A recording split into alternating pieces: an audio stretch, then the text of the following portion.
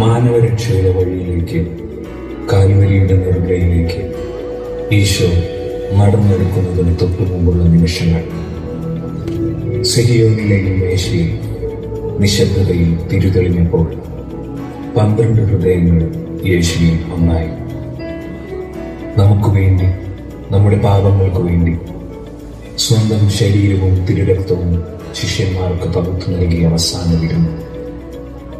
നമ്മുടെ വിശ്വാസ ജീവിതത്തിന്റെ ആധാരമായ വിശുദ്ധ കുർബാന സ്ഥാപിതമായ അനുഗ്രഹീത നിമിഷങ്ങൾ. ഈ ഏറ്റവും പരിപാവനമായ അത്താഴത്തിൽ പങ്കുചേരാൻ ഞങ്ങളെ വിളിച്ച ദൈവമേ, അപ്പത്തിന്റെയും വീഞ്ഞിന്റെയും രൂപത്തിൽ ക്രിസ്തുവിന്റെ യഥാർത്ഥ ശരീരവും രക്തവും വിശുദ്ധ കുർബാനയിലൂടെ സ്വീകരിക്കുവാൻ, അതുവഴി നിന്റെ യാഗബലിയിൽ പങ്കുചേരുവാൻ ഞങ്ങളെ പ്രാപ്തരാക്കണമേ.